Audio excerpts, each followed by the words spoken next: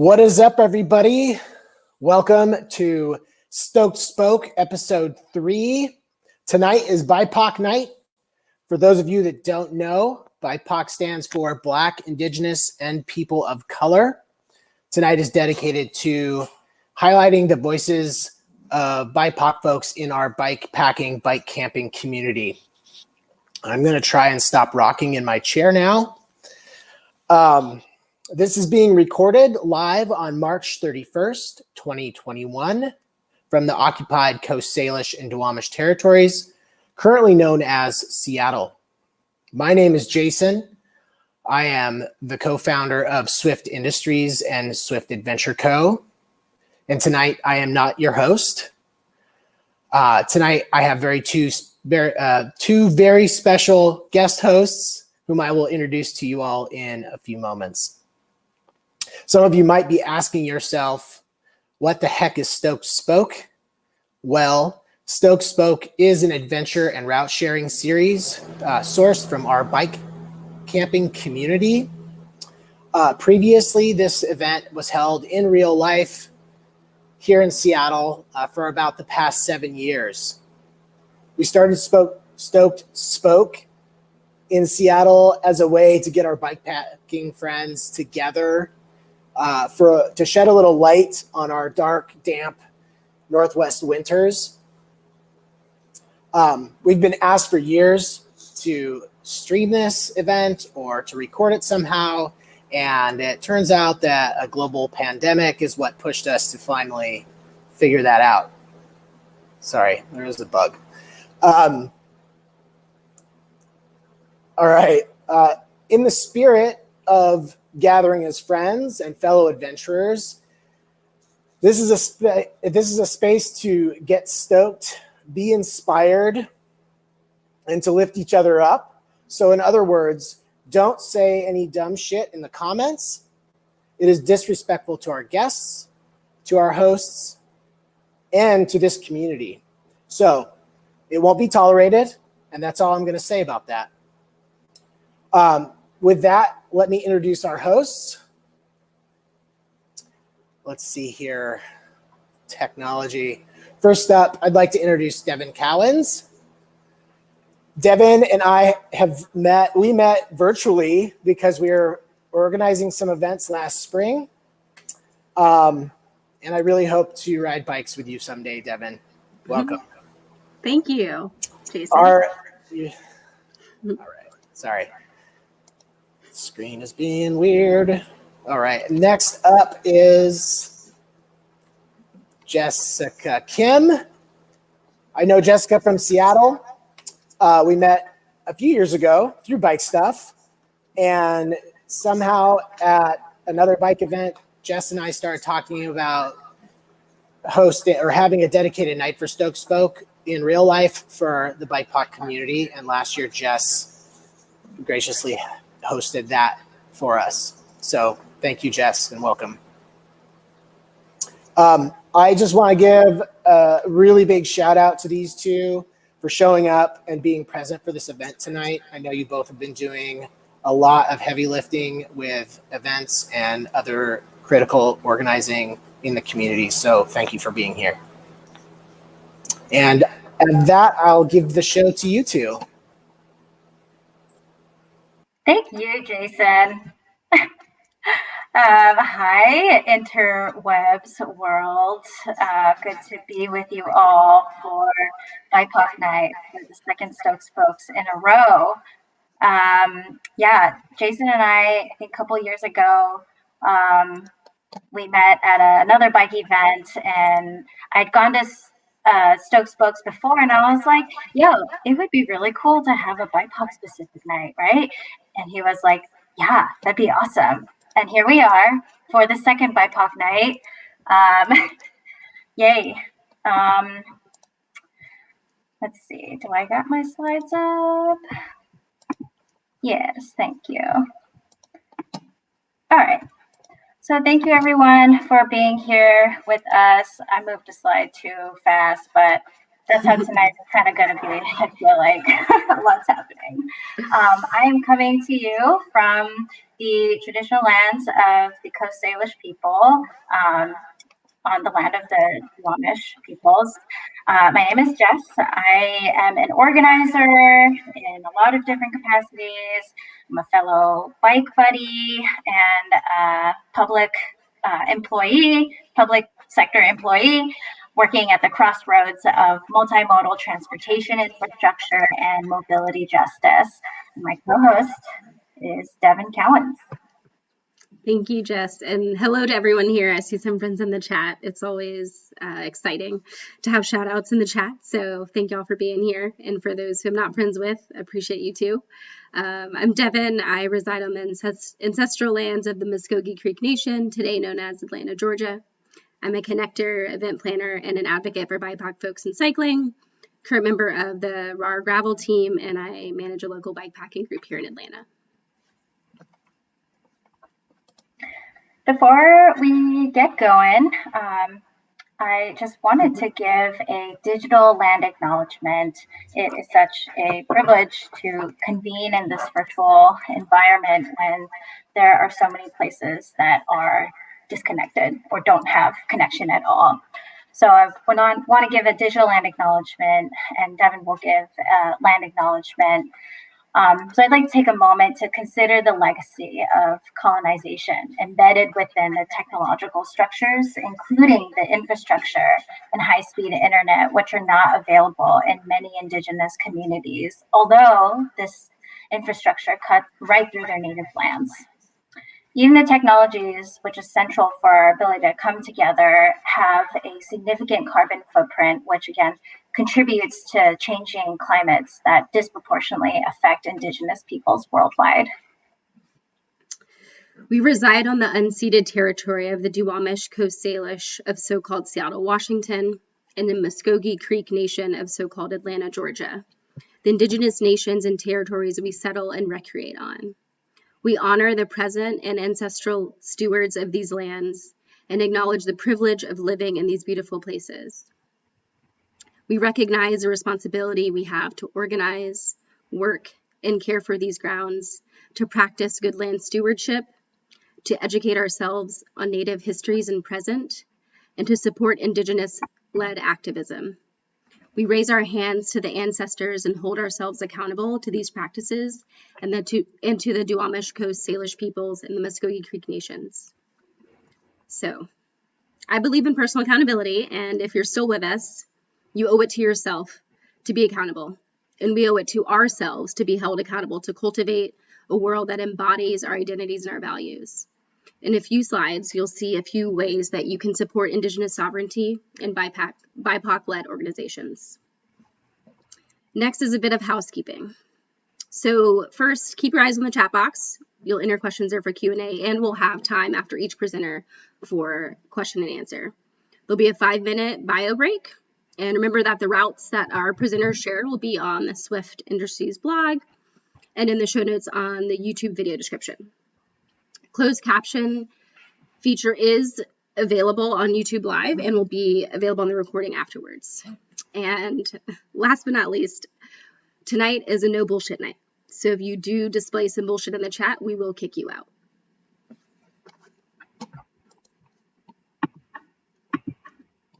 Yeah, what Devin said, we're not messing around. I'm tired, and nobody got time for that. What we do have time for, and who we really need to thank, are our hosts, Swift Industries. You may know that they recently launched their Swift Adventure Company, and unfortunately, due to COVID, it was really hard to do any of their programming. But they had this awesome fleet of bikes and bags custom for their adventures. So if you go to Swift Adventure Co., you'll find a whole list of spring and summer activities for this year. And there's things like fly fishing. I think it's woman specific fly fishing, which I think is pretty cool. And some other trips that I can't think of right now, but go check it out. And we'd want to give a special shout out to our sponsors. They are Velocio, Topo Designs, The Radivist, and Ride with GPS. Without them, we would be just struggling along on our bikes and wearing just whatever, which is totally fine, and getting lost in the woods. But that's all part of the fun. So why are we here tonight? This is getting into the meat of our programming. Well, as you all know, you're here for BIPOC Night. Stands for Black, Indigenous, People of Color. And I'll be real with you, I've been reflecting on all the shit that's been happening in the world, attacks on melanated bodies, and I'm not here to just like have a sad fest because I'm done being sad, but we're here to celebrate our community and share our stories and give each other some love. I had several memes that had to go with the script, but I'm kind of going off script here. And as I think about just how resilient BIPOC communities are, I just really want to embody Lil Nas X, who, if you haven't seen their latest music video and all of the commentary that's been coming out of it, this meme, I want to embody Lil Nas X and all of their fierceness that they've been receiving for their powerful, amazing creativity and work that they do. And really bring that forward in everything that I do in community and organizing. And part of that is being asked to host an event like this with my friend, Devin. Because our stories of adventure are often overshadowed by white folks who have dominated outdoor spaces.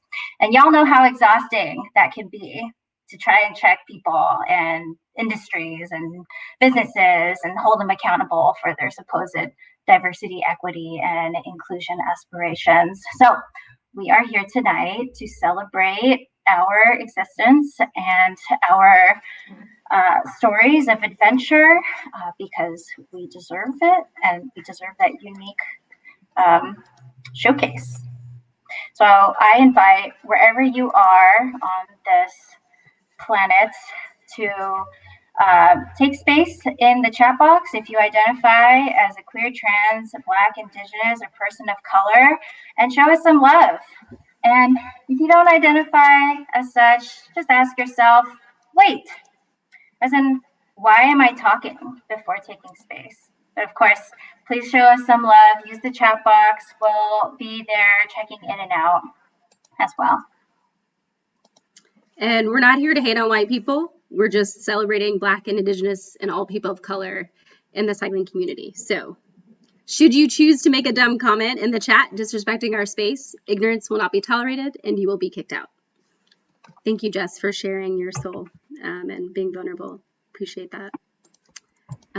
So we want to uplift and elevate our BIPOC organizations doing work in our various communities. So each of our speakers will highlight some of their favorites during their presentations, and we will share a slide later. Actually, do we have the slide? The slide is next, yes. We'll share a slide with a non-exhaustive list of BIPOC-run businesses in our communities, and we encourage you to share yours in your community. So use the chat box, don't be shy. We want to uplift our community. And now for our presenters. First up is Arya. Arya is a first-generation Tibetan settler on Turtle Island, currently tending space in Machamutis, The colonizers call this land East Haddam, Connecticut. She's a proprietor of ronsbikes.com and is a founder of WTF Bike Explorers, now called Radical Adventure Riders. Arya recognizes the bicycle as a vehicle for inner and outer peace and works towards expanding what it means to be a cyclist in today's world. She loves decolonial frameworks, Buddhism with a lowercase v, and wants to give deep thanks to the friends, family, and peers who give her the courage to be courageous.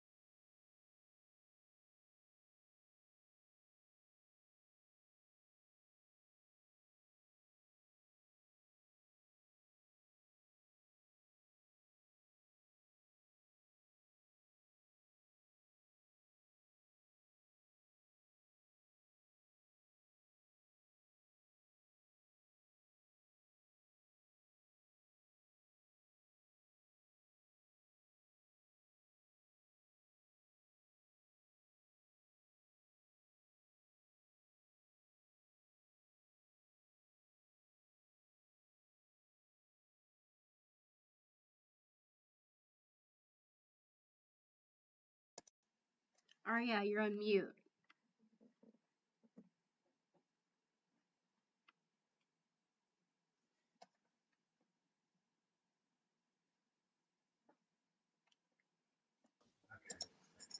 There we go. Okay. You don't need to silence me. I'll silence myself. Thank you very much. Okay, well, I am so happy to be here. Thank you for your patience through that muted experience. I am loving the space that is created here tonight. Thank you to Swift and especially Devin and Jess for holding the space for us and keeping it safe with the comments and everything. I really appreciate y'all so much. Also, Jess, I'm really into the Lil Nas X video right now and everything that it represents and how we all of it. I can talk about it for hours, but I'm here to talk about my trip to the Swiss Alps. Not the Lil Nas X video. So I was able to do this trip as a recipient of the Blackburn Ranger Fellowship back in 2017. It was incredible. I had not had my passport for a really long time because I wasn't a US citizen, but I had gotten it a year before I took this trip. So everything just kind of aligned, which was wonderful. I had never done an overseas trip before, so it was really a learning experience. And I want to talk more about what the logistics of traveling overseas, especially in a place like Europe, which was a little bit different than some other trip reports I've seen. You have to share your screen. You can't see that. What? I did share my screen. You can't see my screen? Sheesh. Sorry, y'all. Bear with me. So here we go. Here's the screen. Here we go. Let's get started on Arya's trip to the Swiss Alps. Can you see it now? I won't be able to tell if there's a lag. Okay. Well, I think you can now. Great. No, you can't. Wait, it's doing something. Bear with me. Okay, yep, it works, man. Gosh, great. You'll be glad you waited because these pictures are amazing. Can you see my whole desktop, Janty? No, I can see your face. It's exactly what it's supposed to look like. Great. Okay, good. I'm getting a report that this is good. Okay, so this trip is like this. It starts in, it's almost goes across all of Switzerland. What you see it with the purple border is Switzerland, and they are a really well organized small country. So they have multiple mountain biking routes throughout the country that they have really well labeled. And the alpine bike route that Ronnie and I did is labeled 1 on here. So it goes all the way across Switzerland, and it is done in 16 stages. They kind of cut it up for navigating purposes, and it's really amazing. So in order to prep for this trip, we did a lot of just looking at maps, and this route, unfortunately, is not on Ride with GPS, but the website that the Swiss Mobile that I've listed down below has incredible route descriptions, sections, what you can expect. They break everything down section by section, which is really helpful. And some reroutes are on there as well. There's also an accompanying app that I downloaded before the trip that has the maps that you can download so you can still access them when you're offline. And it was fabulous. And that's what I used to kind of get around, as well as physical maps that we bought while we were there. Out of the 16 sections of the alpine bike, We ended up doing 6 of the stages. So to give you an idea, so you don't think that we're a bunch of wimps, the entirety of the Alpine bike, which goes, all the way across, is 670 kilometers, which is 416 miles. That might not sound like a big whoop for a lot of folks, but it was also in that 416 miles, there was 81,692 feet of climbing. 81,692. It was a lot of climbing because it's the Swiss Alps. So that's why we ended up only doing 6 sections. And we clocked in at doing about a third of the route at 144 miles and 26,115 feet of climbing, which is also pretty significant. This is what my setup looked like on my way. You'll see some Bedrock sandals strapped to the back. I was a Blackburn Ranger, so I'm blackburned out with all of this gear. I had my tent in the front, food in my frame bag. I had a camera in that gas tank type thing. I would keep snacks, a water bottle, and clothes and other things in the little micro pannier bags and the saddle bag there. And I also had a backpack. I had a camelback backpack because I was concerned about water. As you can see on that bike, I don't have a lot of water carrying capacity. And at that time, I was a little bit obsessed with water carrying because I had been riding in the desert a lot. That is a Niner carbon hardtail, and it was pretty good for what I needed, but I probably could have used a full squish bike for this trip because of all of the climbing we did. This is one of the first beautiful moments where I just had a release of all of the stressors of packing your bike in a box, throwing it on an airplane, pleading to the higher powers that your derailleur was going to be okay, that things weren't going to be bent out of shape, and they weren't. So this was a moment where I let all of the anxiety and travel related anxiousness go, because how could you not? There's horses where horses belong, clearly. This is where horses belong. There's the literal Swiss Alps, and as soon as you see those mountains, you realize, okay, that's where all of the elevation is coming from.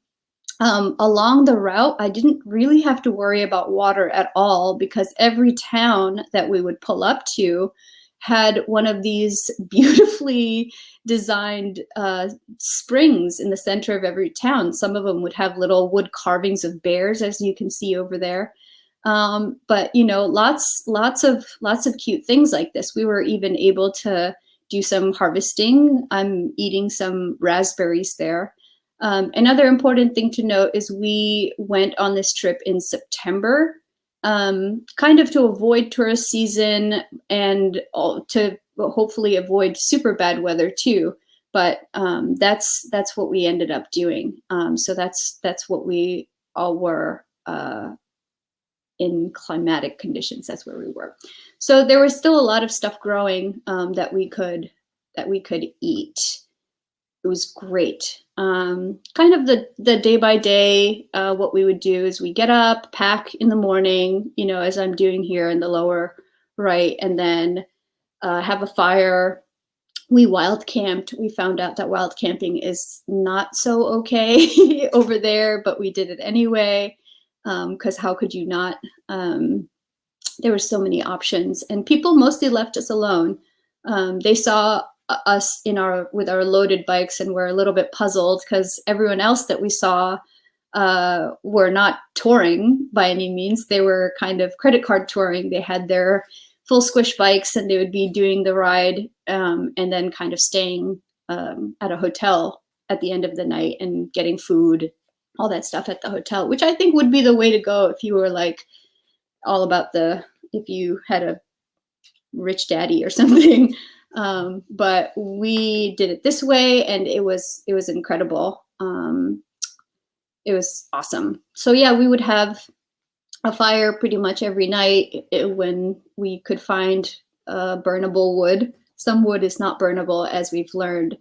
pack up our stuff, load it up, you know, keep going, try to stay on top of these mountains. But it was really easy to just keep going because everywhere you turn, you know, you didn't really have a bad view. I mean, for crying out loud, this is the Swiss Alps. It's gorgeous. You can't be mad about it, you know?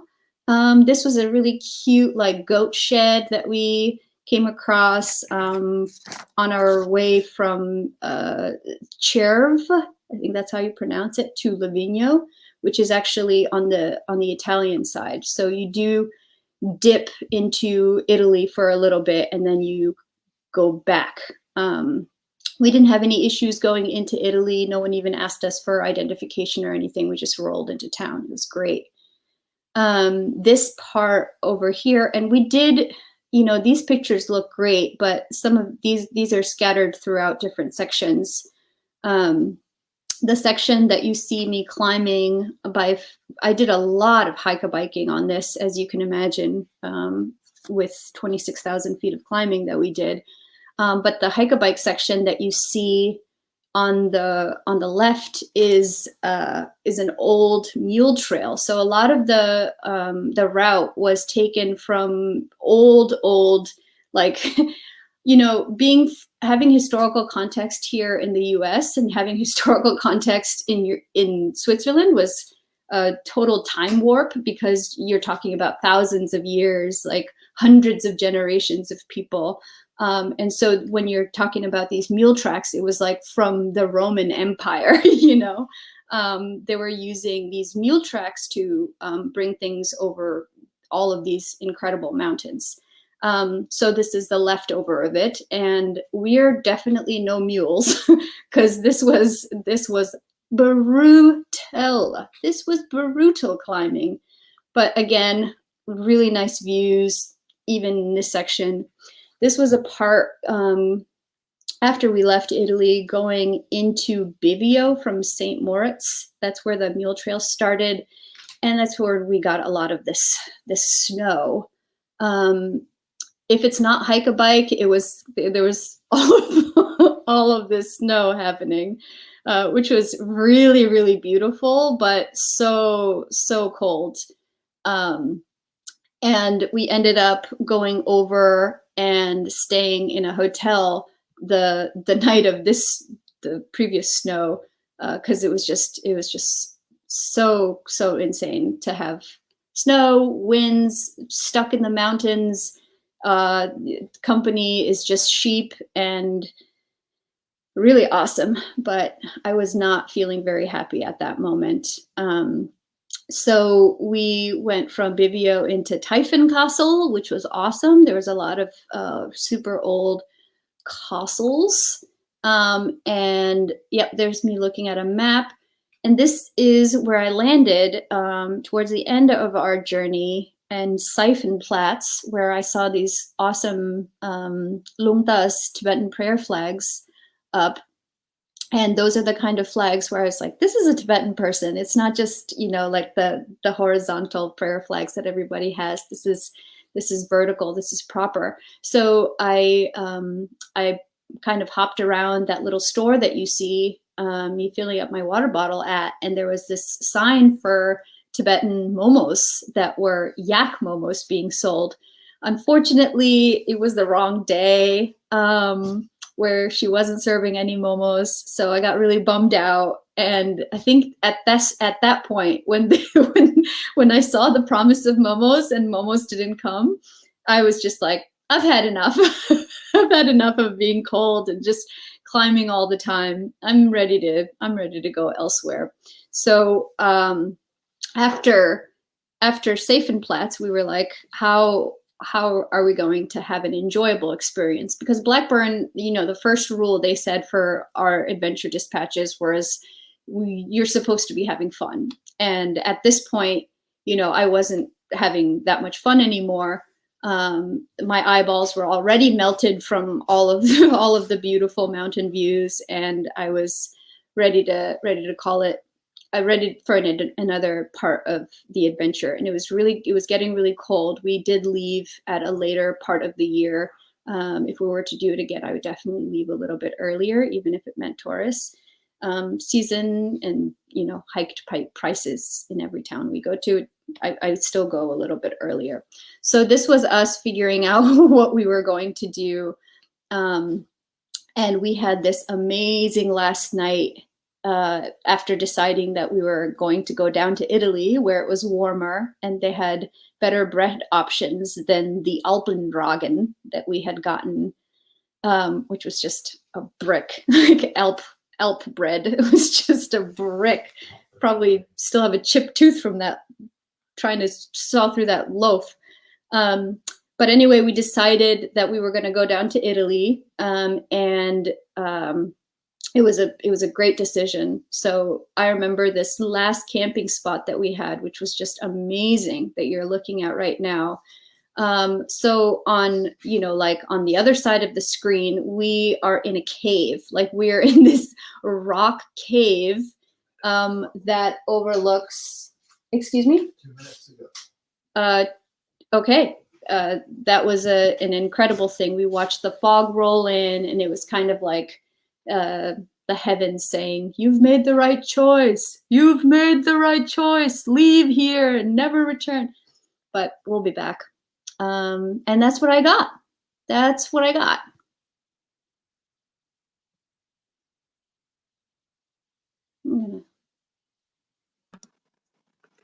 Thank you so much, Arya. Hi, how are you?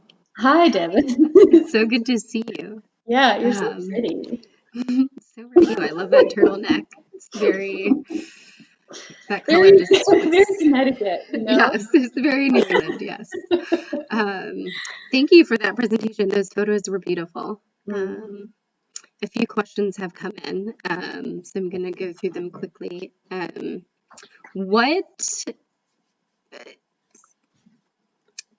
This is my question, actually. No one said this. Talk about your, like a trip with that much elevation and that preparation. Like, what do you do to sort of lead up to that process? And where were you as far as your, had you been biking every day? What was kind of your condition before that trip? That's a great question, because I didn't really think about that too much. I was just really excited to go see a new place. That was the driving force, and the logistics kind of fell aside, because that's just my personality, really. I get moved by feeling and and images, and get excited about adventure more than anything. So yeah, I mean, I made the video for Blackburn, and I said, I have what it takes to do this. I just lied. It was just lying and psyching myself up, like, I got this. And then you do it and you realize, because like it could be, yeah, you could totally over prepare too. I mean, looking at this elevation, if I actually thought about it, I probably wouldn't have done it, but I didn't think about it too much. So I just went for it, and I experienced something incredible, life-changing. Yeah. Yeah, I've done that before. I psych myself out, and then I actually end up not doing it. And so it's maybe better to just say yes to those opportunities and see what happens. Someone is saying my audio is crackly, so which is great. Can you hear me okay?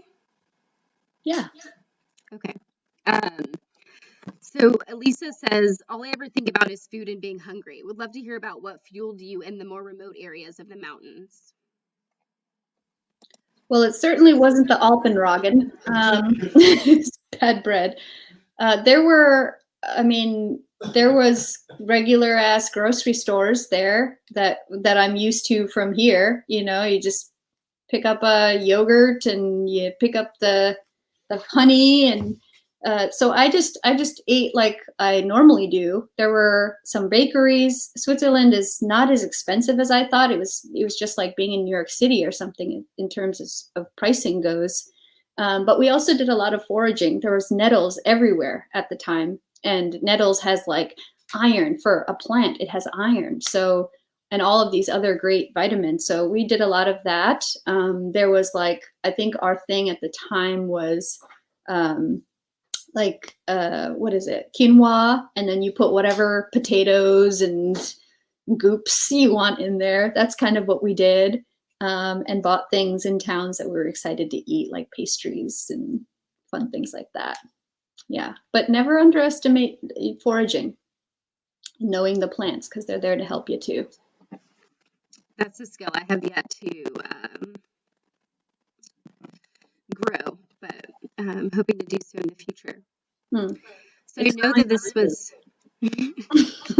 I know this was a Blackburn trip, but what's your favorite bike bag setup? Jess says, I know Arya doesn't fancy a butt rocket these days. And just curious, as a fellow short person, what you like.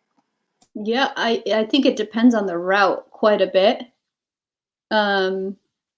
Because, you know, a tour in the desert, I would have all of the water like possible, you know.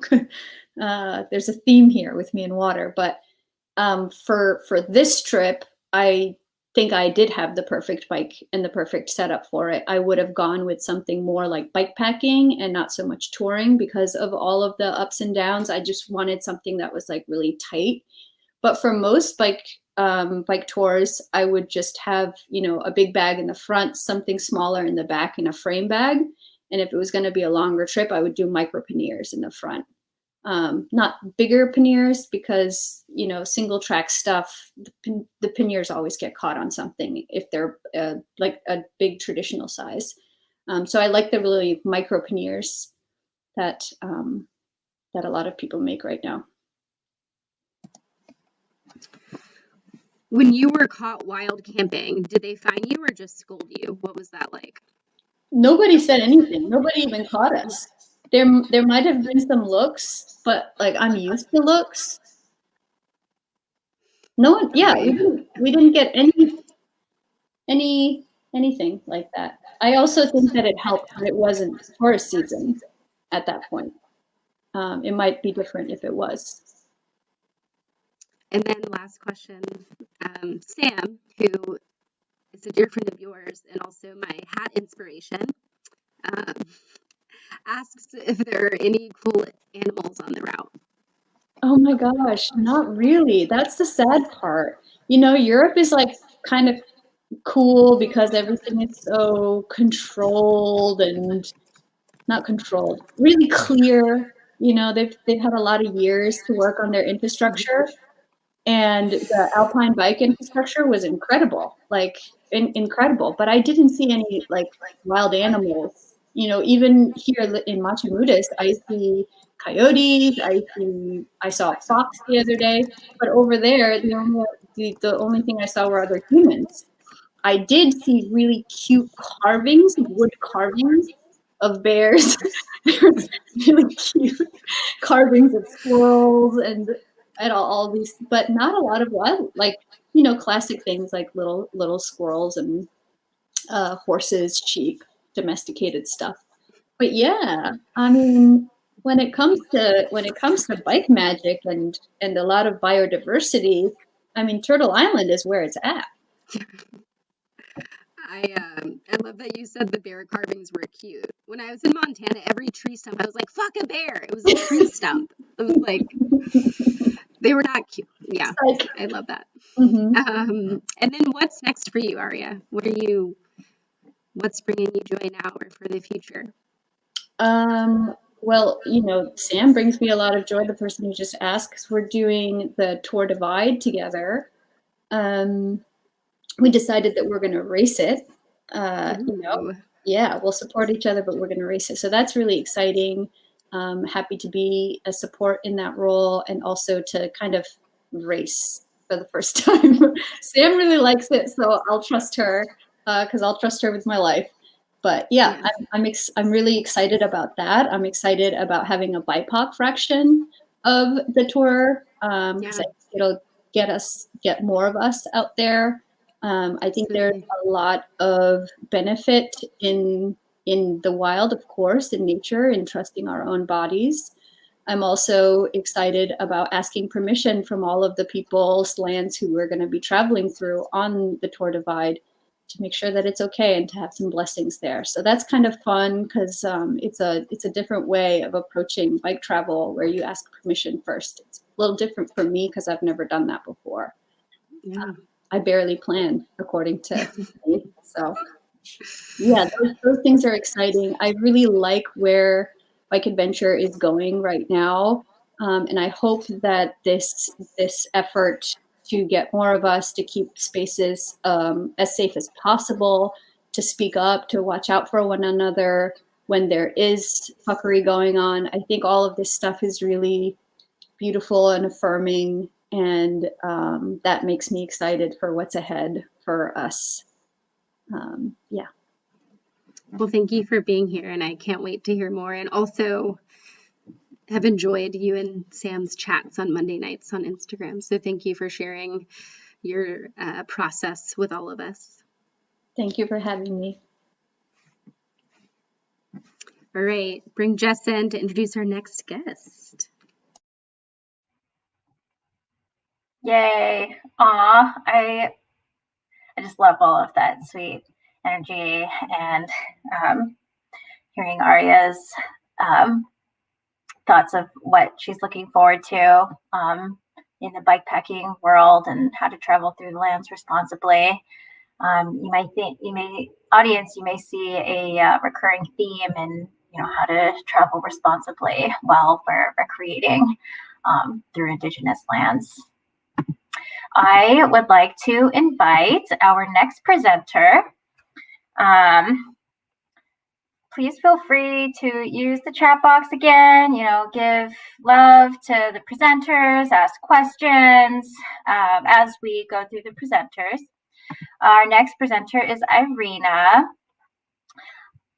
Irina is a designer and writer practicing the creative work of cross-sector translation, the strategic work of systems transition, and the ethical work of forging allyship, which can involve scribbling and mapping, kerning and tweaking, sanding and sawing, measuring and graphing, debating and listening, composing and carving, all in the service of closing the gap between a hands-on design practice and a clear theory of societal change. That sounds like you're trying to save the world all by yourself, and that's amazing. I am so excited for your presentation. If you have it loaded up, I will let you take it away. Cool. Thank you so much, Jess. I think, yeah, nice. So my screen is up. Hi, everyone. My name is Irina. Thanks for having me. And thank you for the generous intro, Jess. Definitely not trying to do it alone, thankfully. So quick context for the ride I'm going to talk about. Right now, I'm in Denver, Colorado, which is on Arapaho land. This trip I took was in South Korea last November. So I was there doing short-term contract work with biomimicry design stuff, which meant, I was lucky enough to have the relative freedom of pandemic time mobility because of their more well-managed public health situation. I knew I'd be living and commuting there for 3 months, which was too long to not have a bike. So during my 14-day government-mandated quarantine, during which I wasn't allowed to step outside of my hotel room, I scoped out all the local sort of buy-sell groups, and I found this little road bike for a good deal. So I just planned to sell it back at the end. And last context note is that all my past touring experience was like camping in the cold, wet, and wonderful UK, which is where I used to live. And this trip was none of that. And so it was in some ways a lot easier and also harder at the same time. So this is the route. It's a well-established path called Four Rivers. The part of which I completed runs across the peninsula from Incheon to Busan. So this is how I decided to split up the distance. It ended up averaging out to about like 90 miles a day to get across the country in 4 days. I had a plane to catch at the end. And so I was a little bit like, sprinting across the finish line, which is not usually the sort of language I would use with cycling. And if I could do it over again under different circumstances, I would definitely take a few extra days just to go at a more leisurely pace and stop in more small towns, because you're going through the middle of the country, so there's a lot to see. This was the first sort of modern-ish non-steel bike I'd ridden for that long, and so that limited my bike packing options as well. And it just meant that I decided to pack really light, and everything was in a seat post pack that I borrowed from a local bike shop, which you'll see later in all the photos. Also, I got by with navigation and safety without a mobile data plan. So it's possible. Again, I wouldn't necessarily recommend that, but either way, having obviously a strong offline map with GPS setup is always a good idea. And then last context for the path itself. The Korean government set up these little passport booths along the way. I didn't use them, but riders often do use the system as motivation to collect stamps and wayfind as they complete the whole trail. And you can actually, at the end, if you get all your stamps and you send in your passport, you can get like a little medal, like a physical medal from the government, which I think is kind of funny. And side note on the path, it was actually a national project to revitalize the riverside areas, but there was a lot of controversy around the political process and industrial process to actually dredge and use the dam construction along the way. And it ended up being counterproductive in a lot of ways from the stated motivations of the administration. So I won't say more about that in my 10 minutes, but it's just a reminder, timely reminder always to hold green infrastructure projects accountable for the very real consequences beyond their public-facing campaign language. And this was my only companion. I brought a finicky little full manual camera film with me, and a couple rolls. Since I was riding alone, it was important to just build in more reasons for myself to pause along the way. And these are just some of the shots. As you can see, there's a really wide variation in the types of landscape. Even though a majority of the path itself is paved, you pass through some industrial areas. Oh, also, these are now phone photos. You pass through some industrial areas, pass through some cities and urban areas. There's a lot of tons and tons of rolling agricultural land, which is really interesting just to see the sort of mechanized nature of a lot of the food system. And you're typically hugging the river along the whole path, hence the name of the path. But it does mean that sometimes you're, riding on top of the water on a boardwalk, and sometimes you're actually just inland riding up a mountain. And it's definitely not the literal Swiss Alps, Arya, but it was not as completely flat as you might assume. Lots of short and steep type of gradients.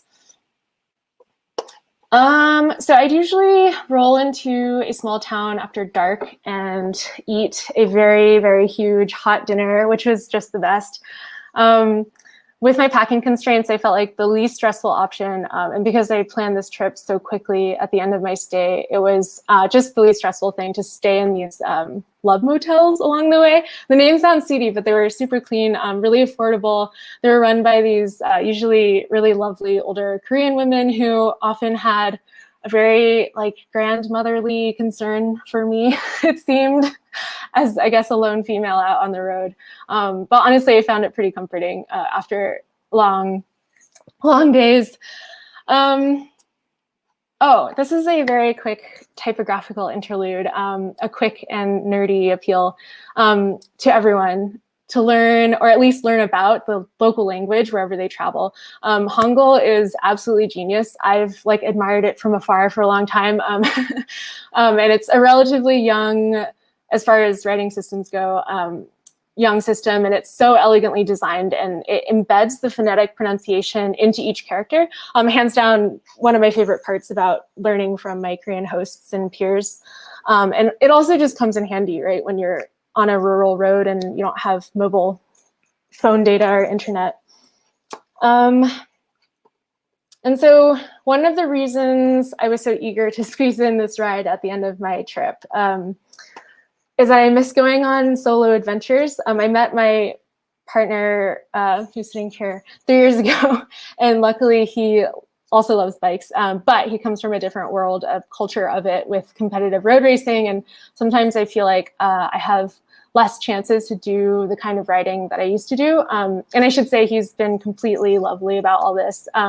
It's more of like a silly thing that I always feel the need to prove to myself as still part of my identity. And while I do really appreciate the solitude, and I like finally made it to the bottom of my podcast archive barrel, the most purely enjoyable parts of the ride were definitely my interactions with other people, go figure. So I actually didn't run into that many cyclists in general because we were like on the cusp of the winter season where it's much less crowded. But on the last day, these two humans just totally got me through. I had just found out at that point that my parents got COVID. They live in Florida, and I had to like rebook and like text someone back in Seoul to rebook my flight to go straight back to Denver instead of seeing them for Thanksgiving. And so mentally I was kind of bogged down on the last day. And I had this like extremely brutal climb ahead of me in the near north of a town called Namji. And I made it to the bottom of that. And then I realized that my raincoat that I had borrowed from a friend had like flown out the back of my pack somehow, somewhere along the way. And I managed to somehow gesture convincingly enough for this wonderful man here with a pickup truck to take me and my bike around the mountain roads looking for this jacket. We asked another cyclist for intel. But long story short, we had just called it quits and had given up. But his wife called him, and apparently she had found it like strewn across one of their vegetable fields. And like, I have no idea how. It was, I guess, windy. But by then I was just really relieved to have the jacket back. But I had kind of given up hope about making it to Busan on time to catch the bus back to Seoul.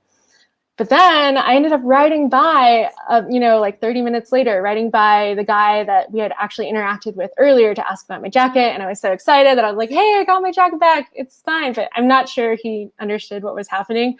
Maybe he just thought I was really friendly. I don't know. But the next thing I know, we ended up riding the next 50 miles together, which was just like the burst of final last energy that I needed. And I was really surprised in retrospect, looking back at how much emotional relief there was in not feeling like 100% responsible constantly in the back of my head for checking my own directions and double, pacing myself, making sure my phone was at the correct percentage at the right time before dark and blah, blah, blah. So even though we mostly rode in silence together, it really encouraged me to get there. And then, yeah, this is the last slide. So thanks to that, I made it to the station in Busan early enough to catch a bus. And there was one last little bit of serendipity, which is this Seoul metropolitan area is really huge. But somehow my final destination was just like a 5-minute bike ride from the bus depot. So that was certainly the shortest leg of the trip. It also rained the entire next day after staying dry for my whole trip. And luckily all I had, left to do was to sleep in and pack for my flight. So yeah, that's it. I guess I'm just checking in with the chat here to see if I need to stop sharing. I'll stop sharing my screen.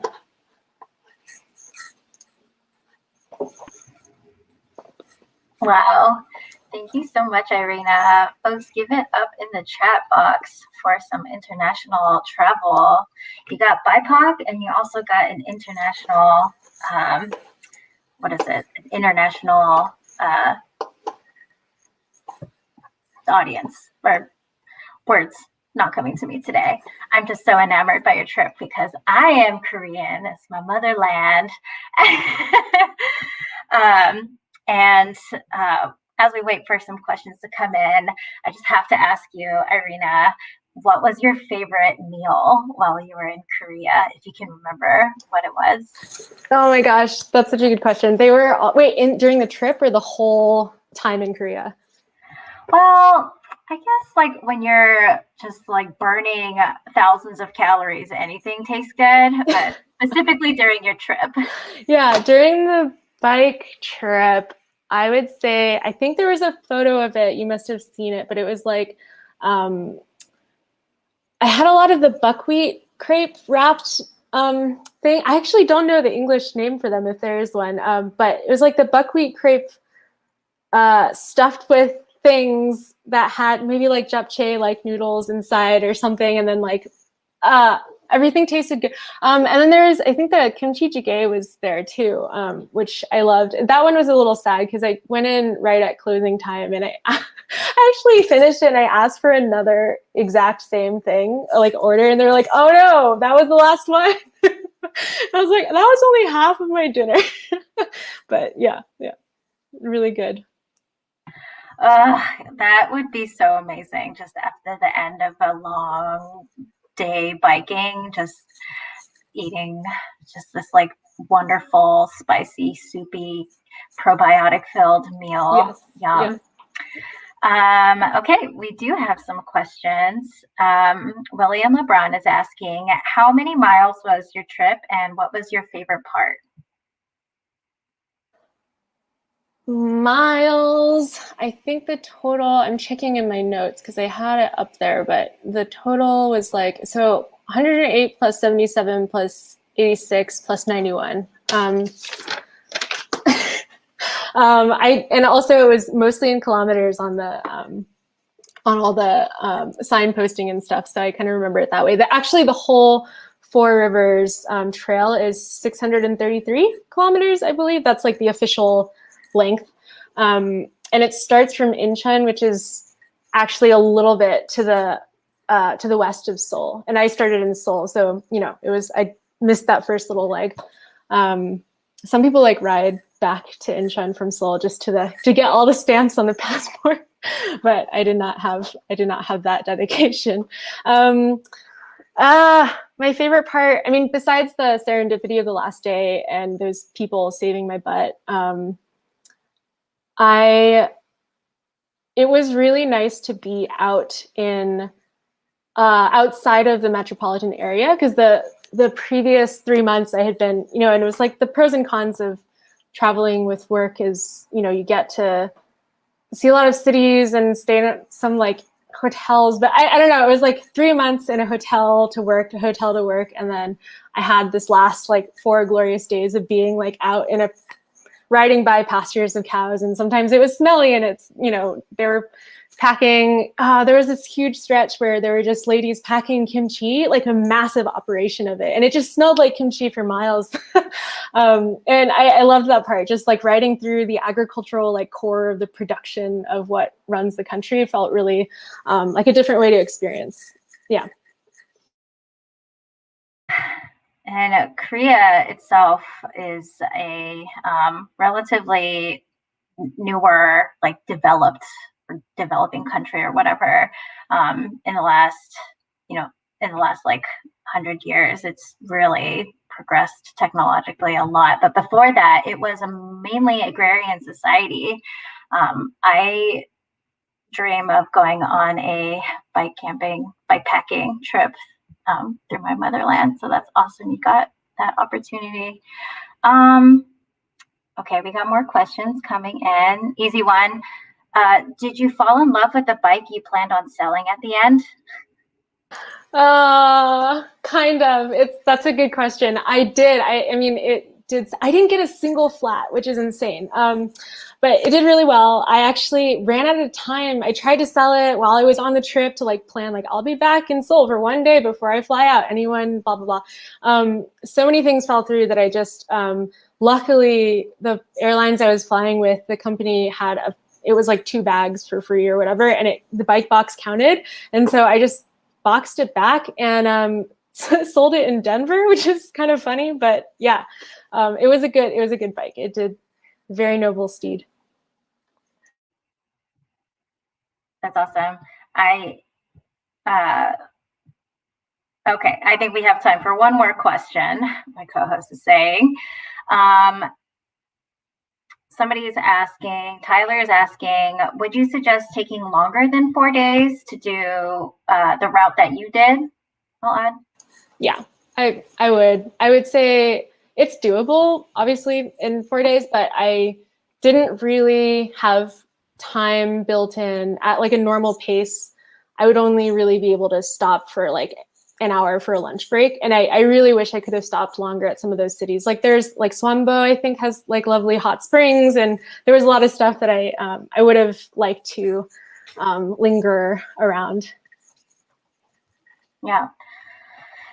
I imagine traveling by yourself, you have a lot of time to think, and I'm wondering if you can go deeper.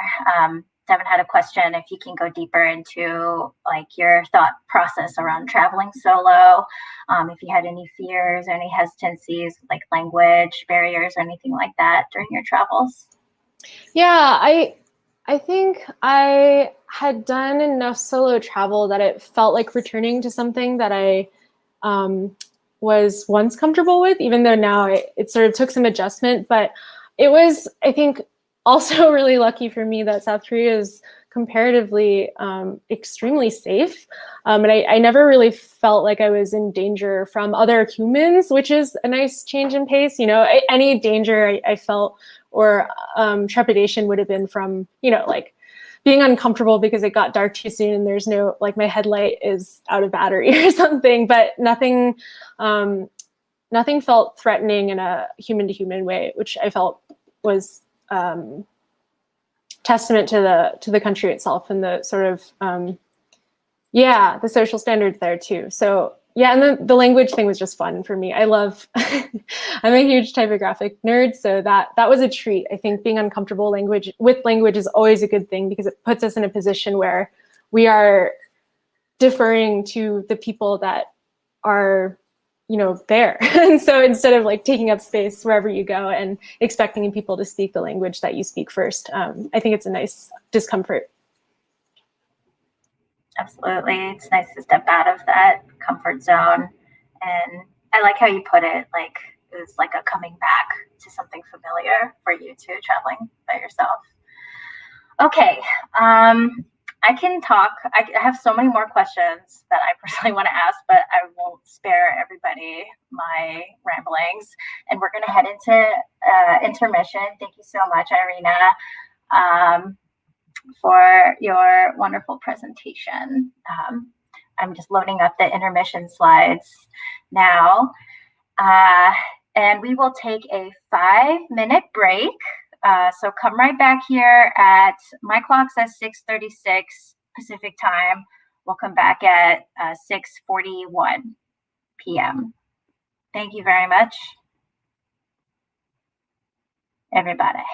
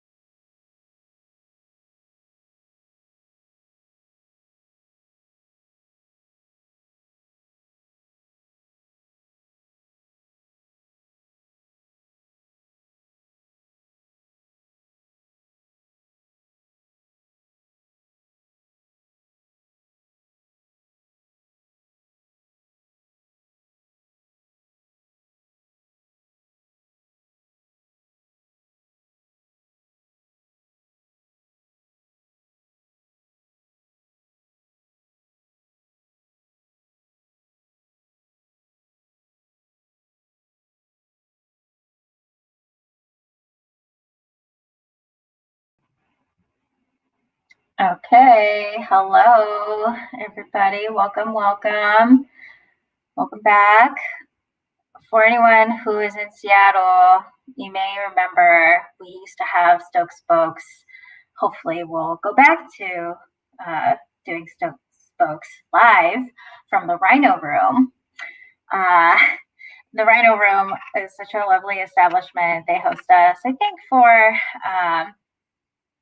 several years as this event has been happening, and there's always a mad dash to get to the bar, and there's always a very long line because no one wants to leave during the presentation. So hope you got all of your beverages refilled, a snack if you need it, and anything else you need to take care of your access needs. I am going to give myself a brain pause real quick, just so I can reacquaint myself. Speaking of access needs. Okay. So we are doing pretty good for BIPOC time, I think. We're about like, I don't know, 5-ish minutes over, and I'm really proud of us, y'all. I am going to present our next presenter, or introduce our next presenter. His name is Kevin. Kevin actually presented last year, and it was really inspiring to hear his story and how he got into like bike camping. So I'm really excited to see how he's shared or how he's experienced bike camping since then. So let me introduce Kevin. He's a bioengineer and bicycle commuter, originally from the East Coast. He enjoys weekend bikepacking rides and discovering new biking adventures. He's always looking for ways to support equity in the Seattle biking community and has most recently joined Seattle's Bikery Board. He's definitely looking forward to upcoming spring and summer rides. And I just realized that we're both board buddies because I also recently joined the Bikery Board. So I'm stoked to meet you. And well, I've already met you last year. What am I talking about?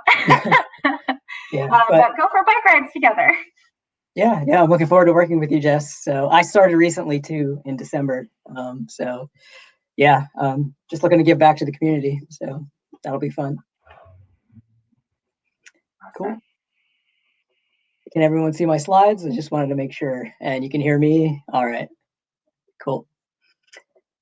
So thanks, Jess. I'm going to be presenting. So this is my 4-day ride. I called it my Olympic Peninsula Dilly Dally. It's definitely I would call it more a weekend ride than traveling the Swiss Alps or going to South Korea. But it's just a good ride in our backyard for all the Seattle people out here tonight. So before I get started with my presentation, I just wanted to give land acknowledgements for all the tribes that I rode through or around or near. So it's the Coast Salish, the Chimicum and Skalalum and Makah tribes. Apologies if I pronounced that incorrectly, but just wanted to thank him. And then so I'll give a little background on me. So I'm a 2nd-generation immigrant. My parents are originally from Pakistan. They immigrated to the States in the 80s. They moved to New Jersey, so I'm pretty lucky in that sense. So I'm an East Coaster. I moved to Seattle in 2017. And I got to say, New Jersey's hills compared to Seattle's mountains, there's kind of no comparison. I love it out here, so it's just a good place to be. I would call myself the average bicyclist. I'm definitely not like a Cat 3 roadie or in any kind of races. And I did have the opportunity to actually ride my bike across the states, across the Trans-American route in 2013, which was just an amazing ride and eye-opening, changing perspectives. It was just great. And so another hobby, I'm just an avid camper. And then bikepacking just incorporates like two of my favorite passions. So it's just an easy way to do the things I love. And so, yeah, like I was saying before, I've recently joined the Bikery Board, and I'm excited to kind of give back to the biking community in Seattle. So, yeah. So for this ride, I'll give you a brief background. I had some really lofty aspirations. So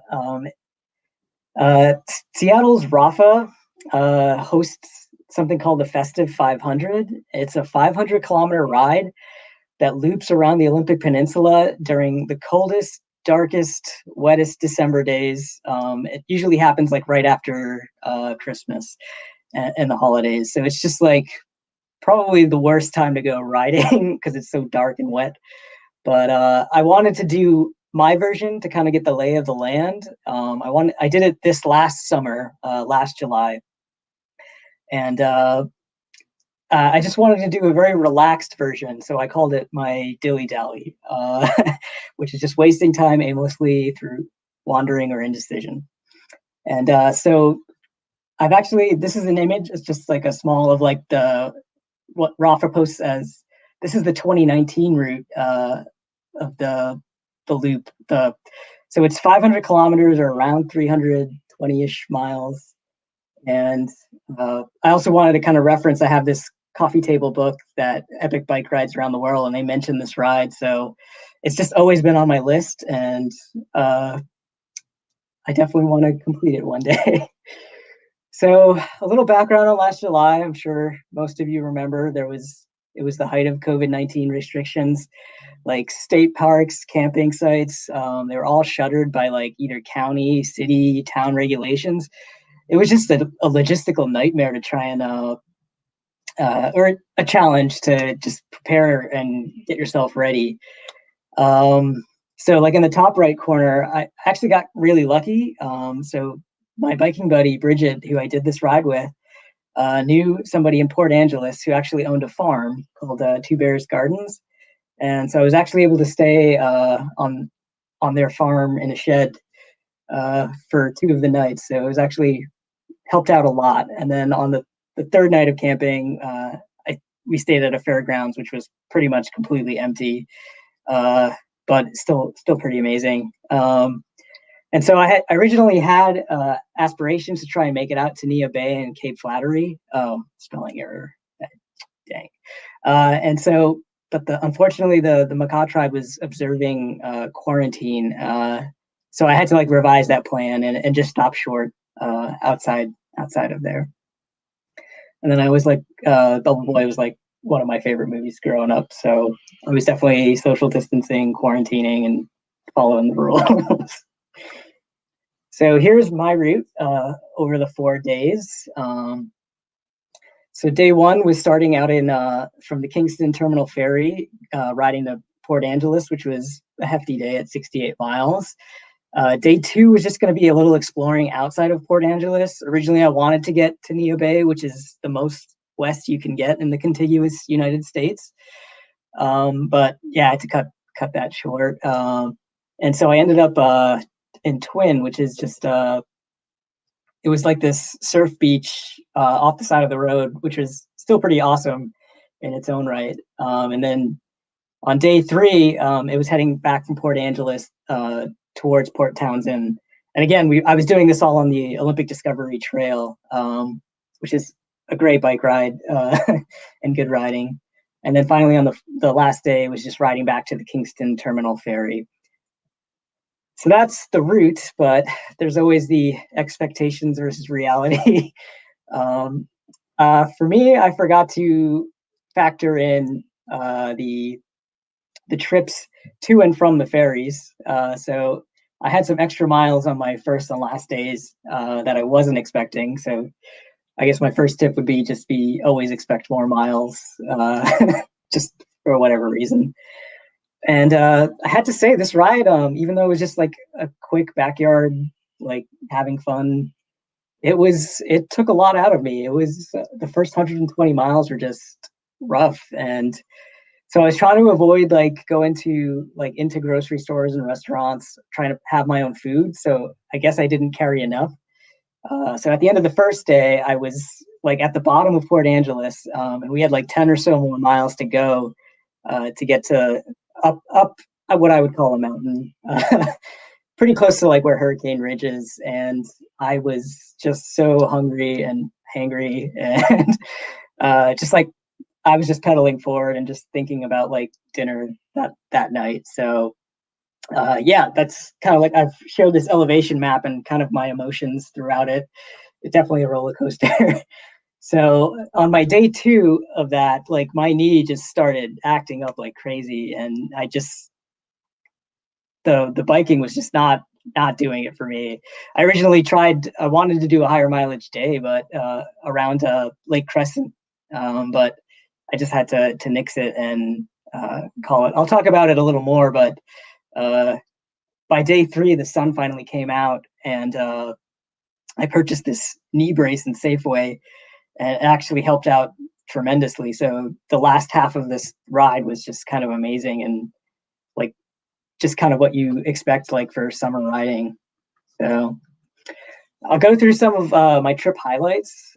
So the first, I guess I was getting through Squim and riding on the Olympic Discovery Trail. I'll always stop for alpacas, so I definitely needed a picture of that.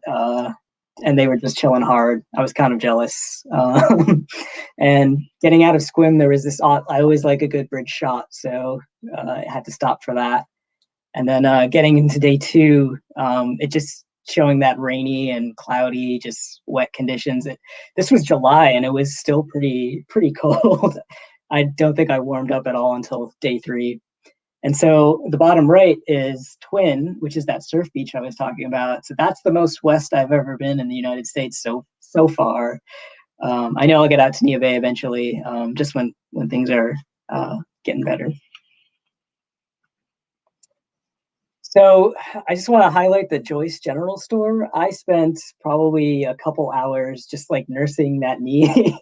Probably wait for a little too long. I bought my expired Tylenol and black coffee there, just sitting under that awning for like a couple hours, just questioning everything I was doing at that moment, I guess. But it was still just like a magical little place to be. And then, as I was saying, day 3, when that sun came out, it really changed my spirits, and the riding was just pretty amazing from then on out. So coming in the top right is coming into Port Townsend. So the last 10 miles, it felt like I was on a bike trail, and it just felt pretty amazing to ride in. And so the bottom right picture is kind of showcases why I love bicycle jerseys. Just the room for pockets, it's pretty amazing. And I guess I can thank Port House for providing the reviews. So I guess for my debrief and tips, definitely show up early to your ferries. I feel like I always miss the first one that I'm expecting to take. You want to have your bike dialed in, so definitely go for longer test rides with your bike packing gear. I'm a bike commuter normally, so I thought I had my bike in like the perfect positions and all that. But when you're doing high mileage days back to back, it's a little different. So like I was on the top of a mountain, like adjusting my seat post and like loosening the springs in my SPD pedals. So it's just, I just trying to get some pressure off my knee. It was just awful. And then also a great thing is just take a riding buddy, because honestly, I was just riding her rear wheel for like a good portion of it until I was feeling a little better. So it goes a long way for the spirits. I just also want to mention that the ODT trail, it does get on the road sometimes, and it can be a little sketchy, I guess. And then, yeah, lastly, it's like, just enjoy the adventure, honestly, just drinking that coffee in the rain, and I don't know, just wasting time. It was just exactly like dilly-dallying. It was pretty awesome. And yeah, the main takeaways, it's like, even if you're wet, cold, in pain, there's like still so much joy to be found in like the scenery, the people, and the adventures. So yeah, I still recommend this ride, even if you're hurting. So one day I'll get to do this whole loop. I know I will.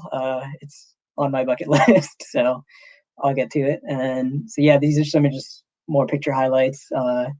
Those 2 goats were on the farm that I was staying at, so they were pretty awesome. And I just want to give a thanks to Swift Industries for creating this safe and accepting environment.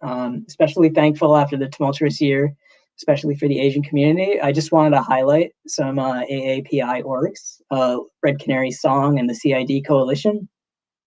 If you have either time to donate or money to donate, or for volunteering, they're available. So yeah, and I just also want to say thank you to the Two Bear Gardens, which is Tammy and AJ, for hosting me on their farm. It's pretty amazing. And I also want to thank my riding buddy, Bridget, for letting me ride her rear wheel for like half of the ride. So yeah. And I just wanted to finish up with my last slide. So this is all the gear that I took.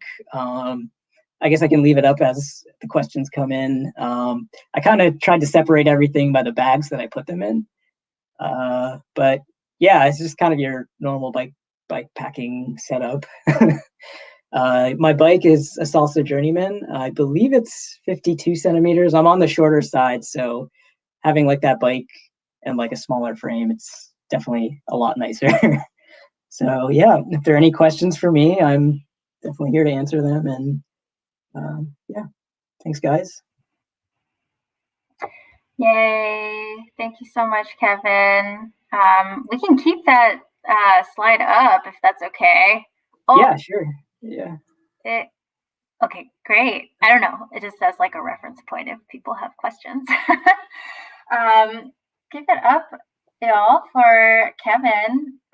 It seems like that was a pretty grueling trip, even if you had to reroute a little bit. I mean, I haven't done the Discovery Trail, the Olympic Discovery Trail, but it's definitely on my bucket list for this year. So I'm going to be asking you some questions about that later as well. Sure. There haven't been any questions from the chat, but I did have some for you.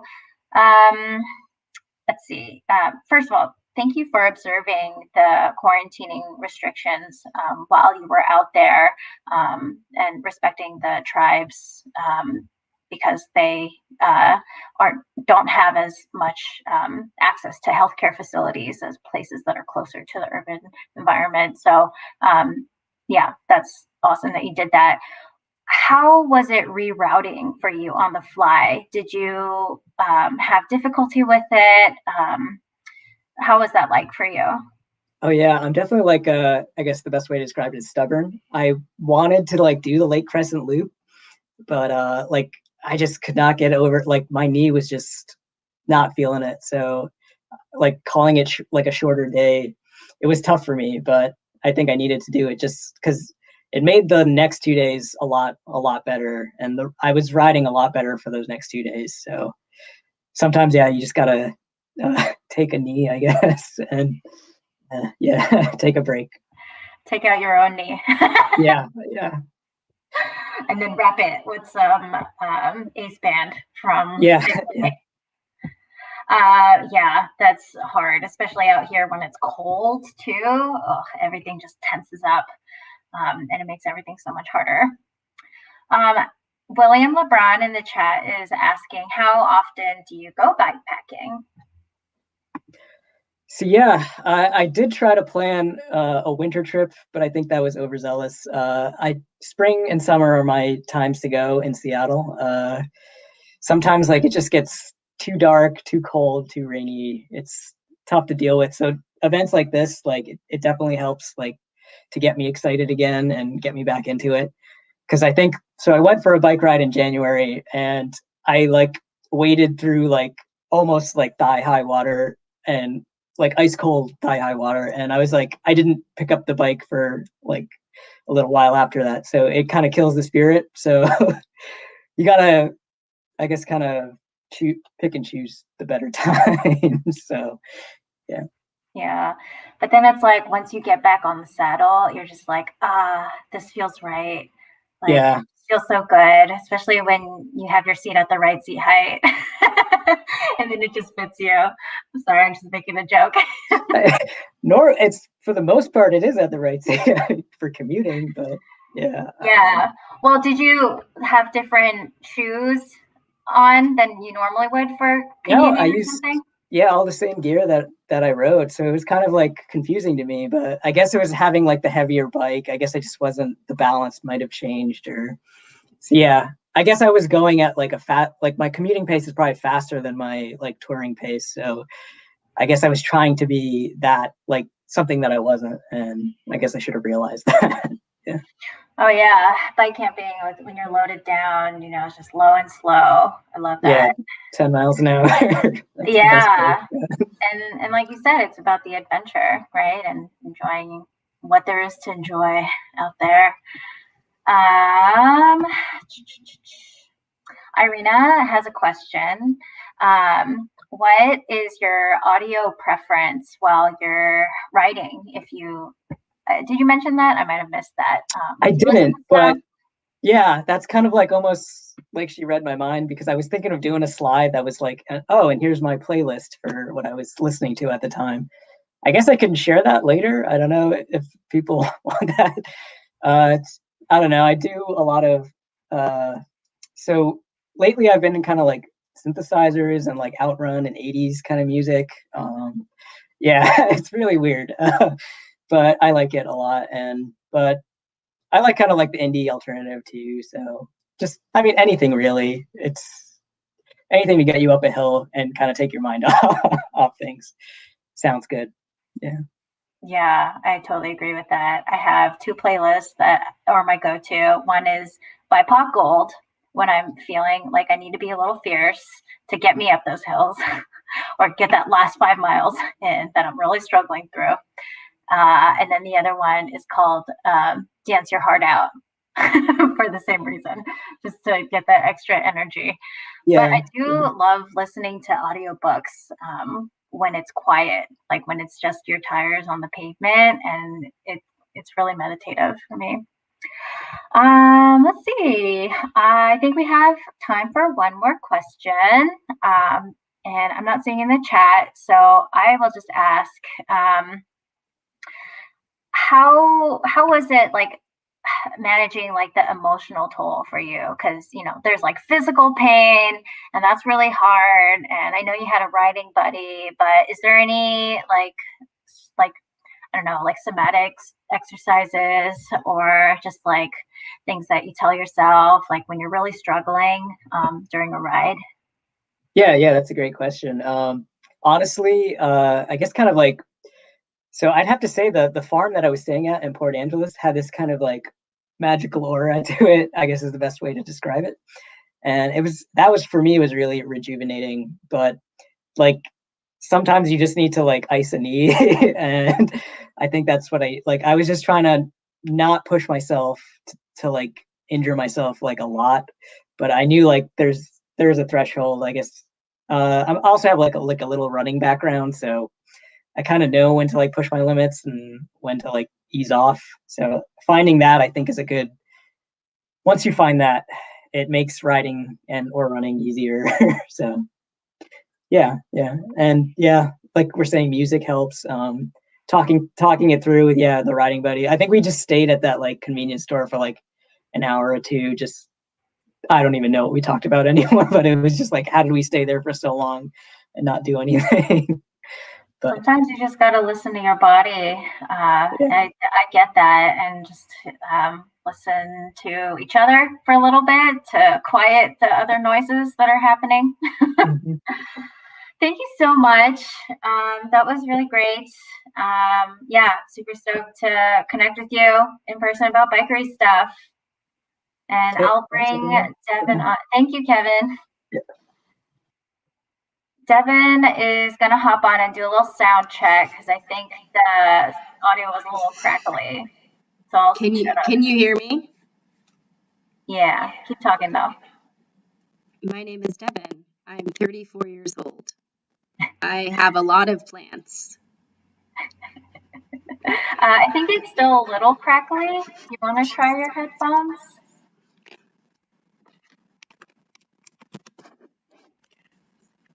Is this better? Keep going. Jess, I love what you've done with your hair. Did you shave the back?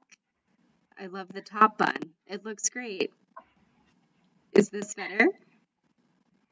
It sounds like your mic might be picking up on your computer and not your headphones. Either way, like if we can hear you, it's just crackly. So I think it's okay. Up to Is this you. better? Go, go, go. Okay. Is this better? I'm so glad that I'm here and I can introduce Eric Cedeno. Is my sound better? No. It's better. It's very quiet.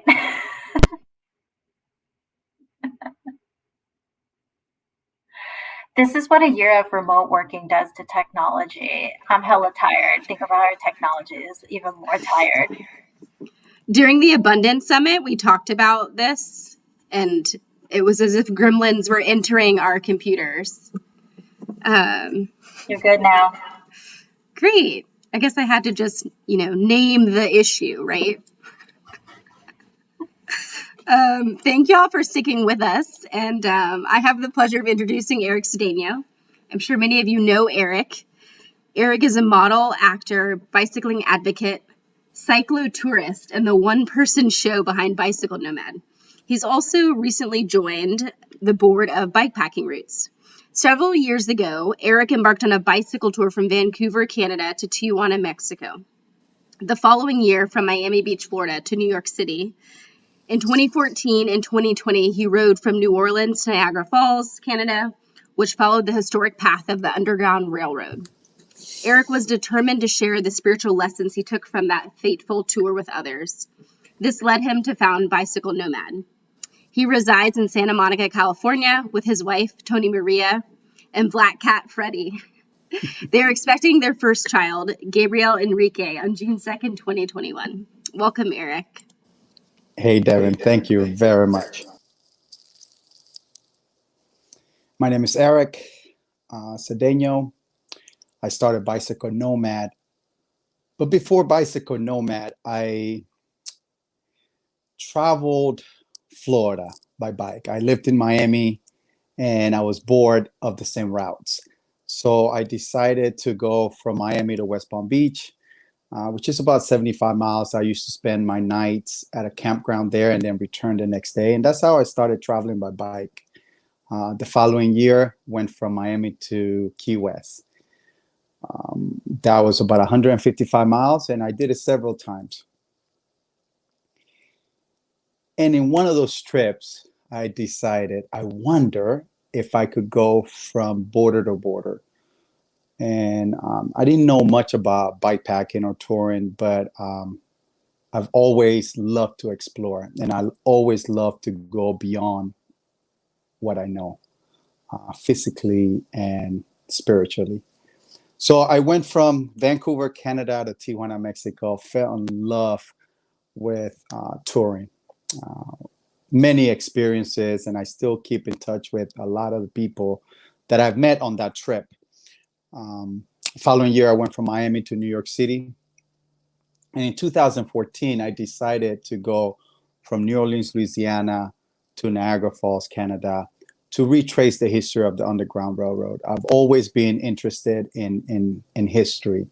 And I said, what way or what better way to learn more about history than traveling through history? And that's where my love for that route came from in 2014. Decided to do it again last year in October of 2020, where a lot of people were like, I wouldn't do that trip if I was you, because obviously there was COVID and also elections, and people thought, well, it might be a little dangerous. But I traveled that route and I knew that I was able to handle it. One thing about bicycle touring or bicycle itself is it's a non-threatening vehicle. So a lot of people actually greeted me like they knew me, or like if I was part of the community. So at no point in this route I felt danger. But the Underground Railroad for me, it's a route that I will do probably till I die. And I say that because every time I go, I learn something. I learned something about freedom. I learned something about the previous freedom seekers that traveled the same routes that I did, and has a special place in my heart. Can you go to the next slide, please? Every time I travel, I want to celebrate my life or celebrate life. And this historical route is from the adventure cycling. It starts in Mobile, Alabama, but I wanted to start in Louisiana, New Orleans, Louisiana. Reason being is that I celebrate life with food. I celebrate life with music. And is there a better place in the US than New Orleans food? I don't think so. So I decided I'm going to start in New Orleans. And it, the first time in 2014 and the second time in 2020, it took me 5 days to get out of New Orleans because it's just such a magical city.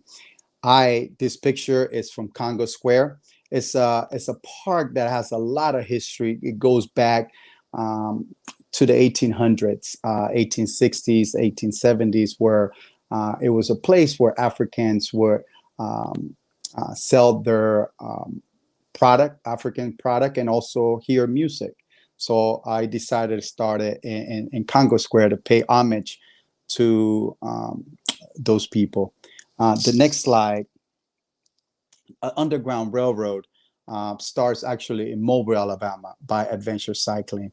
So, but again, I rode from New Orleans, about 150 miles, 2-day ride to Mobile, Alabama. Next slide. The Underground Railroad has about 5 sections. And I will tell you my favorite section in a few slides. This section, if you have the time to do it, do it. There is a place called African Town in Mobile, Alabama, that has descendants of the last ship that came into the U.S. With slaves. And I wanted to visit African Town. Next slide. This photo was taken outside. If you look at the flag, it says slave market. And for me, it was very important to pay homage to the previous freedom seekers, and for me to learn about the history of every town and the historical sites of the Underground Railroad. So this was a place that I reflected. It made me cry,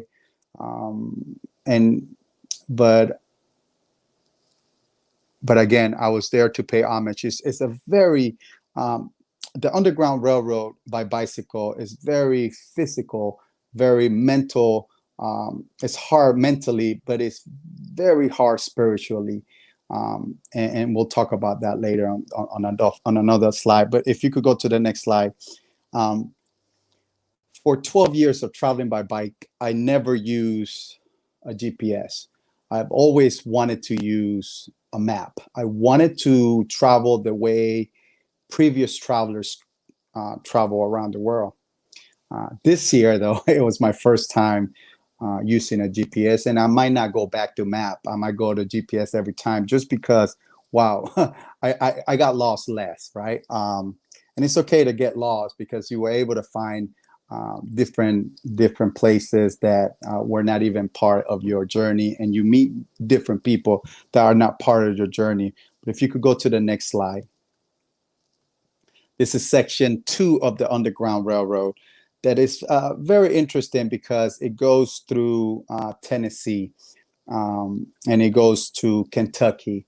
I would say this is one of my favorite sections. It's not the most favorite, but it's a good one. And I say that because this route was created. If you know about the Underground Railroad was many networks, houses, businesses that will help freedom seekers to go north. This particular route was created from an old plantation song, an old spiritual song called Follow the Drinking Gourd. Follow the Drink and Gourd wasn't a song. Follow the Drink and Gourd was actually a GPS that allowed freedom seekers to navigate the way up to freedom and into Canada. A lot of people were not able to read maps, but they remember songs. So if you go to the next slide, Follow the Drink and Gourd says you follow the Tennessee River, Ohio River, and you follow the North Star, and that will get you to freedom and into Canada. So most of this trip, you will be following the banks of the river, of the Tennessee River or Ohio River. And you will see on all my slides, there will always be river by my side. And that's how freedom seekers were able to navigate their way up to Canada. It's hard because depending on the time of the year that you go, I went in October. So there were some mosquitoes, but in the summer, there's a lot of mosquitoes, and I have traveled there in the summer before. But then you remember what previous freedom seekers went through. Some of them were escaping, not knowing where they were going, eaten by mosquitoes, hungry. So again, and that's what I was talking about mentally and spiritually, a very hard trip. If you could go to the next slide. So if you go into Google, you could look at the lyrics of Follow the Drink and Gourd, but you actually could go to YouTube and listen to the song as well. This slide is misspelled where it says the river ends between two rivers, two hills. It's not two, but two hills. Follow the Drink and Gourd. On the bottom, you'll see the meaning. And kind of similar to what I said, you follow the Tennessee River to the Ohio River, and they called it the Big Dipper. The next slide. As I mentioned before, you will be hugging the banks of the Tennessee, the Ohio River. And there's no need to carry a lot of water. I have about maybe 3 bottles of water, and I think every 30 miles, there is a town somewhere where you could refill, but beautiful places to camp out. Tennessee, one of my favorite places to travel. Next slide.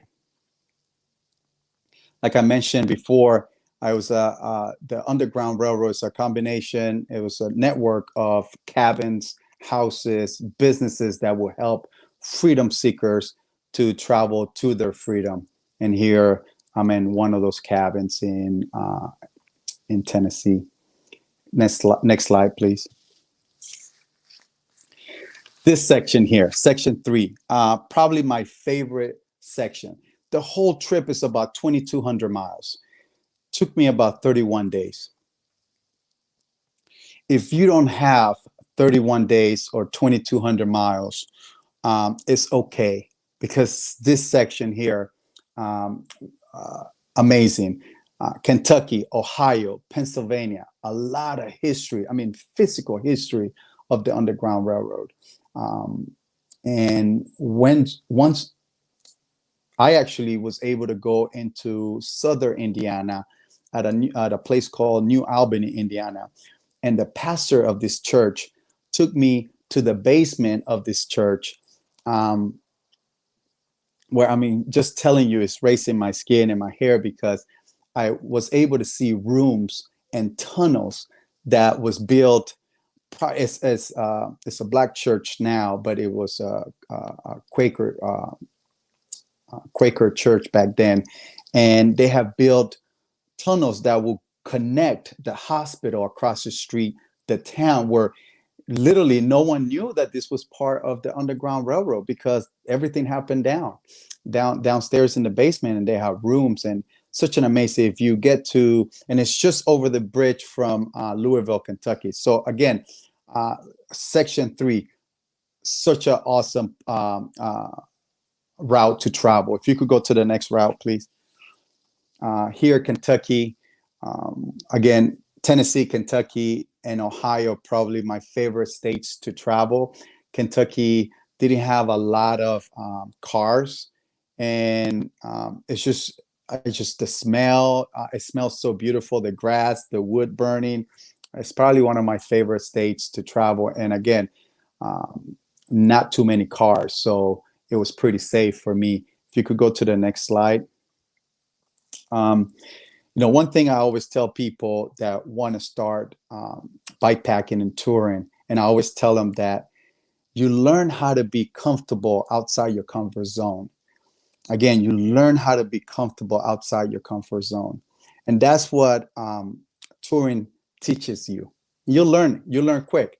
Here, I was so tired after the hills of Kentucky, which is climbing, and dropping not much, and climbing, that I didn't want to set up my tent. And I just slept on top of this table in this campsite. But it was probably one of my favorite nights. I remember that. If you could go to the next slide. And it was all about heading north. So whatever it took. Cincinnati, Ohio is home of the National Underground Railroad Museum, which is a must, where everything becomes full circle. You get to learn about the actual history of the Underground Railroad and exhibition. If you could go to the next slide. This particular house was actually a station of the Underground Railroad. Stations of the Underground Railroad were places where people were able to stay to move onto to freedom. This one is in Ripley, Ohio, and this is the Rankin House. It's now a museum, but in 2014, I was able to stay in campsite outside that in the backyard of that house. On the other side is the Ohio River, and which separates Kentucky and Ohio, the Mason-Dixon line. I wasn't able to sleep well in 2014. I actually got up at 3:30 and I left just because the energy, I knew so much about the history of the Rankin House and over 5,000 slave freedom seekers, because I call them freedom seekers. They had went through the same place that I was. So I just couldn't sleep. I got up at 3:30 and I left, which for me was also what I wanted to do. I wanted to engage myself in the history of the Underground Railroad. And the only way to engage in the history of the Underground Railroad is to travel at night. I wanted to sense that fear that previous freedom seekers had. I don't recommend it, but for me, it was very important, and it was part of my trip. First, to stay at an Underground Railroad station, and second, to travel multiple days at night to sense the fear what previous freedom seekers felt. If you could the next page, please. This was just me trying to be a photographer. It has nothing to do with the Underground Railroad, but it's actually a beautiful route from Ohio, from Cincinnati, Ohio, all the way up to Cleveland. You could, now there's rails to trails. About 98% of it is built. So I barely rode in Ohio on the street. It was pretty much on rails to trails. And I wanted to show that because, again, Ohio, beautiful. We're talking about 368 miles of beautiful riding, no cars. Next page. This house is the last terminal in Ohio of the Underground Railroad. From here, on the other side of the house is Lake Erie, which people, freedom seekers, will stay at this station and then take a boat into Canada, the last terminal of the Underground Railroad in Ohio. I was able to go inside. It was closed, but next door, like if you look to your left of the picture, it's a library. And I walked in there just to use the restroom, and the librarian was like, "What are you doing? Where are you going?" And I told him that I was researching the history of the Underground Railroad by bike. And he said, "Well, I have the keys of this house that was part of the Underground Railroad." And he took me inside. So got lucky on that one. But it happens a lot in this route. People just come out of nowhere just to help you understand the history of the Underground Railroad, similar to the pastor who allowed me to go in the basement of that church it's just almost like, again, very spiritual. It's yeah, I felt like I was conducted by maybe ancestors who traveled the same routes. Next slide. Here, I had the biggest smile because I had reached Niagara Falls. I couldn't cross into Canada because of COVID, but the route actually goes into just south of Toronto. There's a place called Owen Sound. Owen Sound, till this day, celebrate the Underground Railroad because that was actually where people settled for freedom. Until this day, there is descendant of freedom seekers that travel along the Underground Railroad. And there's a festival every year. And one day I will make it. If you could go to the last slide. This one. I didn't do it in 2014, but I did it in 2019. I was able to take my bike into a bike shop. They packed up my bike, and I decided to pay homage to a well-known conductor of the Underground Railroad, someone that I'm obsessed, admire, respect, and that's Harriet Tubman. I wanted to go visit her cemetery where she is laid, to pay homage to a figure that represents so much about freedom. I went to her house as well, which is just about 2 miles. This is Auburn, New York, about 130 miles from Buffalo, New York. So if you're ever in that area, you must pay homage to Harriet Tubman. Yeah. So again, thank you for listening. Any questions? I'm here. Thank you so much, Eric. Appreciate you sharing that deep spiritual journey with us in great detail. So we have a question from Lydia who says, how do you racially identify, and how does your identity impact or influence this ride through the American South? Interesting. I identify as a human being. Yeah. I have a mixture of different races. So I'm a human being first. And that's how I connect with people. I think that I've been very fortunate to travel through the South because I walked in a space as a human being first, and I respect people as a human being, right? So not that I don't see color, because obviously I'm of color, and I was born in Panama, but yeah, I would say I identify myself as a human being. Can you talk a little bit about the type of preparation you do for a trip like this, and kind of what you're putting in your bag? I know you shared a few things, but yeah, talk through how that's transformed over the past 12 years of you traveling by bike. Yeah, this is just my style, right? I don't really look into the routes too much. And when I say that, I don't look into the terrain too much, because if I do, I just get scared and I just don't do it. So for me, I like to tackle it just like I tackle life every day. So if I get a flat tire in the car, I'm just gonna either fix it or call AAA, right? Like I move on. And similar to my trips, I don't do too much study. I just go. I train myself, not physically, but mental. And I always tell people that touring for me is probably 10% physical as the trips are, is 90% mental for me. So I put myself in situations where I was living in Phoenix, and I would ride my bike at 100, 115, 120 degrees. But also, if I'm riding my bike in the rain, as long as if I could see, I continue riding. I have ridden in the snow. I've ridden in. I just put myself in harsh conditions just to train myself mentally more than physically.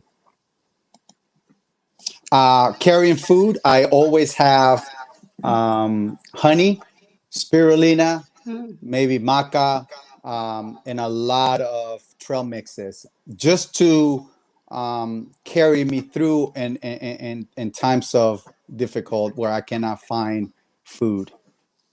Honey. Okay. Honey or maple syrup. After Secret weapon, huh? Oh, those two are the secret weapon. Yeah. Mm-hmm. So I love this. You learn how to be comfortable outside of your comfort zone. Mantra or motto. Something for me to meditate on. Yeah. So what's next for the Bicycle Nomad? I know you have a child on the way, but Yeah. what else? What do you have upcoming? I know COVID, you pivoted. Yeah. Yeah, so I owned a coffee shop called Bicycle Nomad Cafe in Phoenix. Due to COVID in July of 2020, I was forced to close. Just business wasn't there, and I had just got married, and I was like, "Oh, I got to make a living." But what's next for me? I'm still the same guy that I was when I was 5 years old. When I say that is, I'm a little wiser, and maybe more gray, but I have the same spirit. When I was a kid, I was growing up in Panama, and one time my mom would take me to McDonald's every single Friday, right? And we will go to McDonald's, I will walk, and we will walk back. But we never passed what's McDonald's. Like that was like a wall. When I was 8, 9 years old, I decided to go past McDonald's by myself. I wanted to see what was beyond McDonald's. And my mom caught me actually like 2 miles past McDonald's. I was 9 years old, and she was actually on a bus, and she looked outside and said, "Oh my God, stop. That's my child." Came out and she was like, "Eric, what are you doing?" And I'm like, "I just wanted to see what was past McDonald's." And I still want to see what's past McDonald's. So I will always go beyond what I know. So that's my answer to that. Yeah. Well, thank you so much for being here. And we actually we'll want to bring in the panelists that are still here, if possible, to say a thank you for your time and for sharing each of your journeys with us. And thank you for folks tuning in. I know it's late. People are tired and there's fatigue, but we're so grateful to you for sticking with us, and to Eric and Kevin and Arya and Irina, who I think have tapped out for the late night. We appreciate you joining us for this special night, and for sharing your stories, your experiences, your highs, your lows, and being vulnerable in this space with us. It means a lot, and we're deeply grateful. Jess? Yeah, I just want to reiterate the gratitude.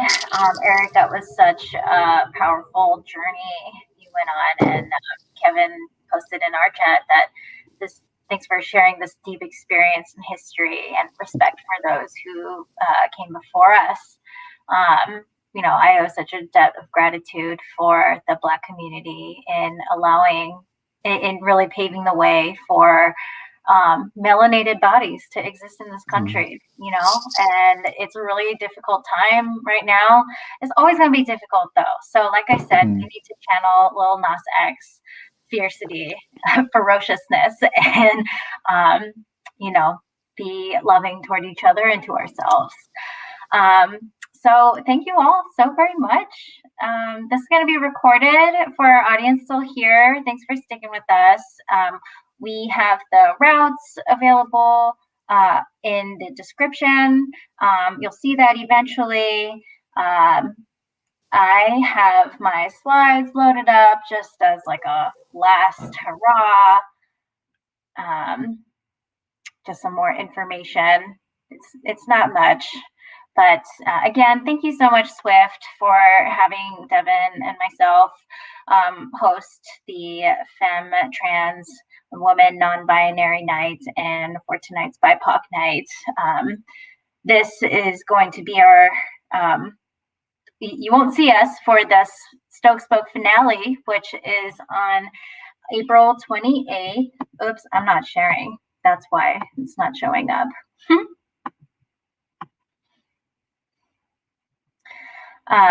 You won't see us, Devin or I, on the last Stoked Spokes night on April 28th, and Jason will be back.